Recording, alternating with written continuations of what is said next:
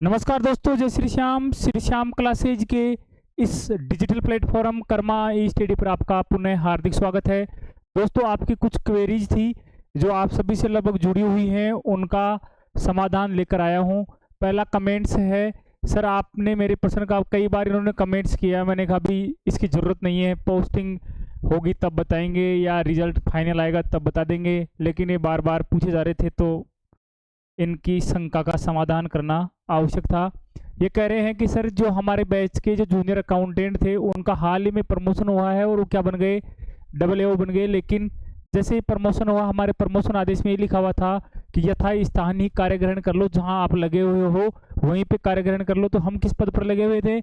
हम सभी junior accountant के पद पर लगे हुए थे, वही हमने कार्य ग्रहण कर लिया। जबकि हम क्या बन गए? हम बन गए AA सेकंड बन गए। ठीक है, तो अब ये कह रहे हैं कि सर प्रमोशन के बाद नए स्थान पर पदस्थापन नहीं दिया गया है हमारे को। नए क्या होता है, जैसे प्रमोशन होता है तो हम लग रहे किस पद पर हैं भी, जूनियर अकाउंटेंट की पोस्ट भर रखी है हमारे से। ठीक है, जैसे हम उस वहाँ से जाएंगे और AA सेकंड के लिए जाएंगे तब जाकर वो पद क्या होगा, जूनियर अकाउंटेंट का खाली होगा। ठीक है, तो आपको जब पोस्टिंग देंगे तो हम वहाँ अगर जूनियर अकाउंटेंट नहीं है लेकिन AA सेकंड के रूप में वहाँ कार्य कर रहे हैं तो फिर आपको वहाँ नहीं लगा सकते। तो ऐसे में क्या होगा, आपको क्या है, जैसे ही आपके जूनियर अकाउंटेंट का रिजल्ट आएगा और पोस्टिंग देने की बात होगी, जैसे ही पोस्टिंग देने की बात होगी उससे पहले पूरे कैडर को पोस्टिंग दी जाएगी। हमारे से पहले मतलब AA सेकंड से पहले AA फर्स्ट को पोस्टिंग देंगे।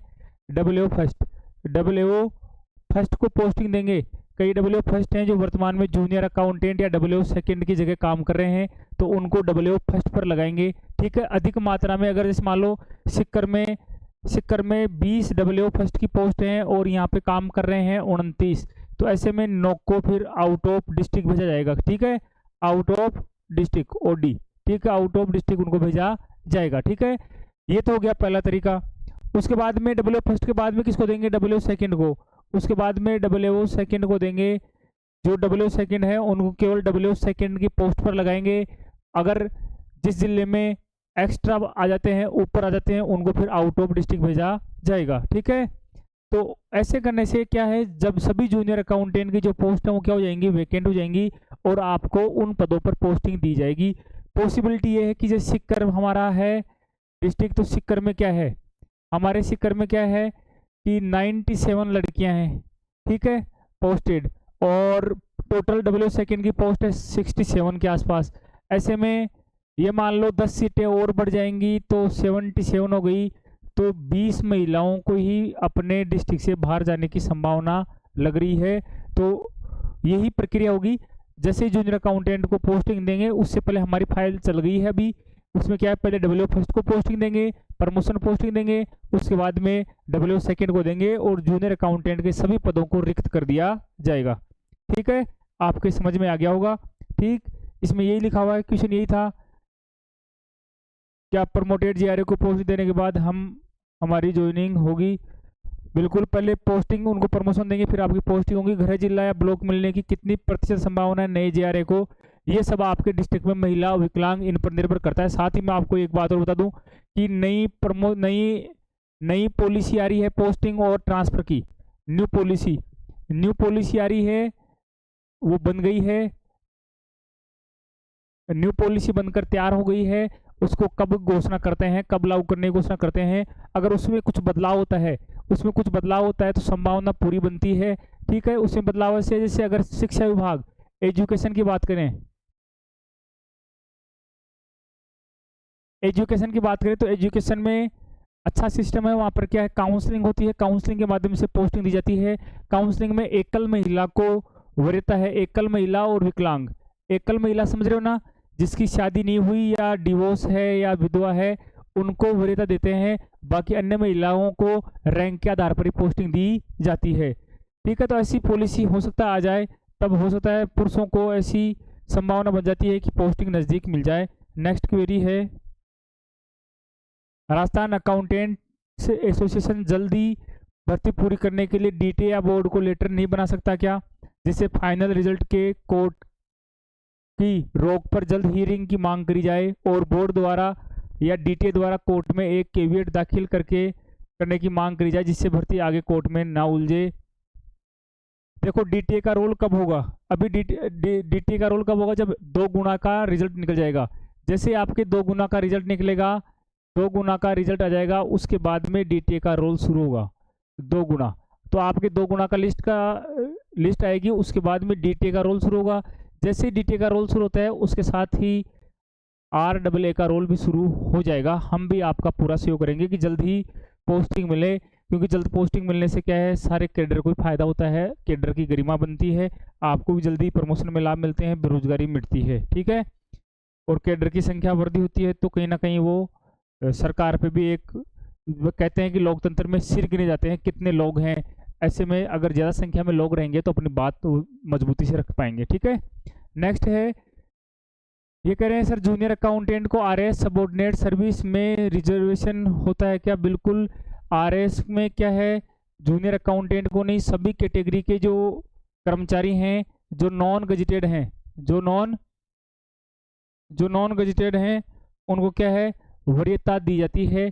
नॉन गजेटेड हैं उन सबको 2% आरक्षण, 2% आरक्षण RAS की वैकेंसी में दिया जाता है, चाहे वो किसी भी डिपार्टमेंट के हो, तो उसमें अकाउंटेंट भी आपका शामिल है। स्पेशल अकाउंटेंट को कोई इसमें फ़ायदा नहीं मिलता है। नेक्स्ट क्वेरी है आपकी, वही सेम थी कि सर जूनियर अकाउंटेंट में ऐसे कोई डिपार्टमेंट है क्या जिसमें RAS के लिए रिजर्वेशन हो? जूनियर अकाउंटेंट का डिपार्टमेंट, जूनियर अकाउंटेंट तो क्या दूसरे डिपार्टमेंटों में काम करता है, खुद का डिपार्टमेंट तो क्या DT है, वित्त विभाग के दिन काम करता है, ठीक है। तो ऐसे में कोई विशेष लाभ नहीं मिलता है, हम किसी ऐसे विभाग के नहीं हैं कि वहाँ उनको हमें वो लाभ मिले। सर अगर जिनके फैमिली कोर्ट केस चल रहा हो, सेटलमेंट होने वाला, और ज्वाइनिंग में प्रॉब्लम थोड़ी आ सकती है। पहले तो मैं बता दूं आपको, कैसे भी त्याग करो, कैसे भी रखो, आपको माफ़ी मांगनी पड़े, आपको झुकना पड़े, लेकिन ये फैमिली कोर्ट मैटर ये चलते रहते हैं ना, इनसे बचने की कोशिश करो। एक समय बाद में हमें लगता है कि हम फालतू ही ईगो लेकर चल रहे थे, कोई फर्क नहीं पड़ता, एक पक्ष अगर झुक जाता है तो कोई फर्क नहीं पड़ता। ऐसे केस हमारे पास भी खूब आते रहते हैं, हमारे आसपास में भी घटनाएं घटती हैं। सबका निचोड़ ये है कि वो बाद में साल 2 साल बाद में वहीं पे आ जाते हैं, वहीं रहना पड़ता है, लेकिन ऐसे करते करते हमारे जीवन के अमूल्य समय को हम नष्ट कर देते हैं। जैसा भी है, जैसी स्थिति है, आप सुधारने की कोशिश करें। बाकी अगर ऐसी मेट में ऐसा कोई होता है तो कोई दिक्कत नहीं आती है, सेटलमेंट हो जाता है, तो कोई ज्वाइनिंग में किसी प्रकार की कोर्ट केस चल रहा है तो भी कोई दिक्कत नहीं आती है, ठीक है। राहुल चौधरी जी कह रहे हैं सर मैं अभी प्राइवेट सेक्टर में 1 लाख रुपए पर मंथ गेन कर रहा हूँ, जूनियर अकाउंटेंट में भी होने के चांस हैं, क्या मुझे ये गवर्नमेंट जॉब ज्वाइन करनी चाहिए? Please suggest me as financial views. Financial views में पूछ रहे हैं तो जूनियर अकाउंटेंट को तो क्या है, ज्वाइनिंग करने के बाद 50,000 के आसपास मिलेंगे, ठीक है।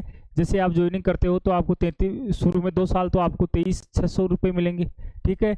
और बाद में क्या है कि आपको 50,000 मिल जाए, 50,000 के आसपास, 50, 52, 53 ऐसे कोई हज़ार कुछ मिलेंगे, ठीक है, 50 के आसपास मिलेंगे। और साथ में ये है कि आपको मेडिकल फैसिलिटी, कुछ अन्य सुविधाएं हल्की फुल्की मिल जाती हैं, लेकिन जो आपकी तुलना है 1 लाख से तुलना नहीं कर सकते। और अगर आपके यहाँ बढ़ने वाला है तो जूनियर अकाउंटेंट आपके लिए नहीं है। आप बढ़िया है, इकोनॉमिकल ज़माना है, अगर आपको वहाँ पैसे अच्छे लग रहे हैं और आपको अगर फाइनेंशियल व्यूज़ से ही जानना है तो आप जहाँ कर रहे हो वहीं ग्रोथ करें, वो बढ़िया रहेगा। सर जूनियर अकाउंटेंट और CISF SI में कौन सी बेस्ट है? मैं पहले जब फॉरेस्ट में कांस्टेबल बोले तो फॉरेस्ट गार्ड था, उस समय मेरी सब इंस्पेक्टर CISF में पोस्टिंग हुई थी और मेरी रैंक भी बहुत बढ़िया थी, 46 रैंक थी मेरी ऑल ओवर इंडिया में। ऑल ओवर इंडिया मेरी 46 रैंक थी, लेकिन फिर भी मैंने CISF को ज्वाइन नहीं करा, मैंने और तैयारी करने की सोची।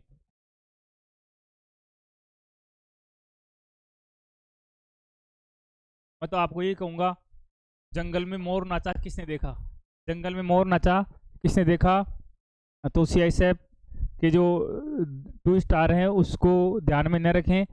जूनियर अकाउंटेंट आप समाज में रह के सेवा कर सकते हैं, आपकी एक अलग पहचान बनती है, लोग आपको जानते हैं और आप अपने कार्यों से प्रभावित भी कर सकते हैं।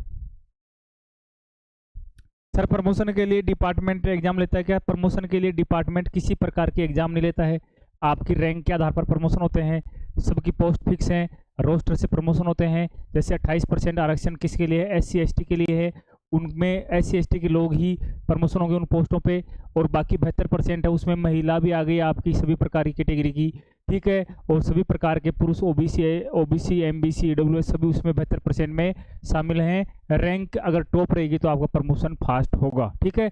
विकलांग अभ्यर्थी हैं उनको भी 4% प्रमोशन में फायदा मिलता है, ठीक है।